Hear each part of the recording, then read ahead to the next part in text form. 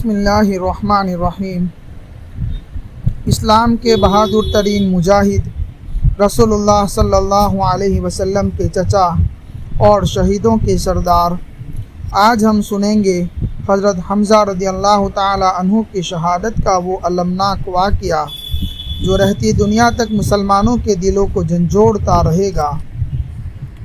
حضرت حمزہ بن عبد المطلب رضی اللہ تعالی عنہ رسول اللہ صلی اللہ علیہ وسلم کے چچا، رضائی بھائی، قریش کے بہادر اور دلیر سپاہی اور اسلام کے اولین مجاہدوں میں سے تھے۔ آپ کا لقب اسد اللہ و اسد رسولہ یعنی اللہ کا شیر اور اللہ کے رسول صلی اللہ علیہ وسلم کا شیر تھا۔ حضرت حمزہ رضی اللہ تعالی عنہ نے اسلام اس وقت قبول کیا جب ایک روز ابو جہل نے حضور صلی اللہ علیہ وسلم کو اذیت دی اور یہ بات حضرت حمزہ کو پتہ چلی۔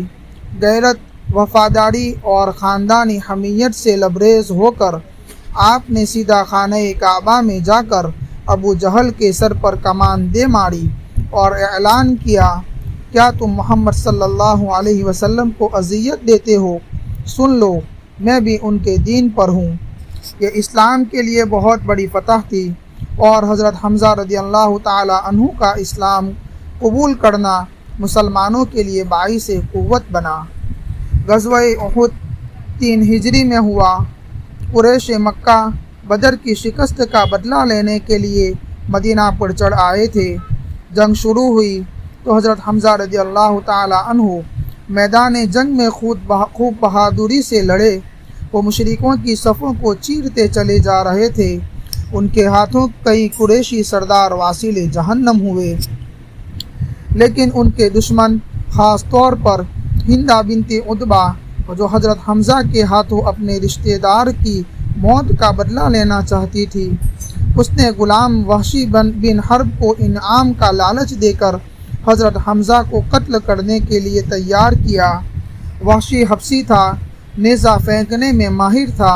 وہ سائے کی طرح حضرت حمزہ رضی اللہ تعالی عنہ کا پیچھا کرتا رہا، یہاں تک کہ ایک موقع پر جب حضرت حمزہ رضی اللہ تعالی عنہ نے کسی مشرک کو قتل کیا اور ذرا سا جھکے تو وحشی نے موقع غنیمت جان کر پیچھے سے ان پر نیزہ پھینکا جو آپ کے پیٹ میں لگا اور پشت سے نکل گیا۔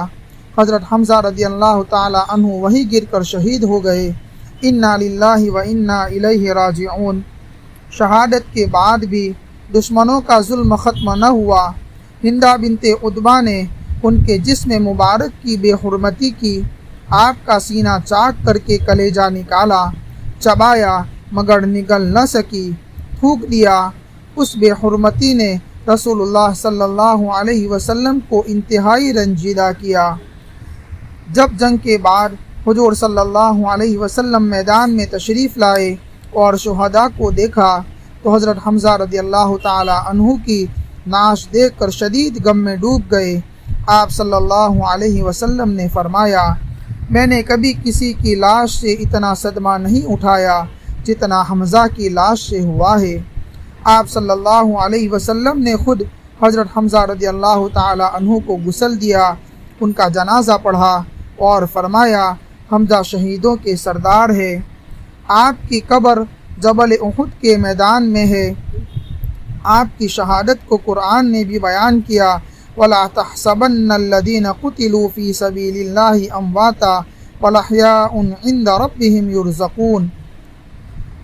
کئی سال بعد فتح مکہ کے بعد وحشی بھی مسلمان ہو گیا۔ وہ خود نادم تھا کہ اس نے اللہ کے شیر کو قتل کیا۔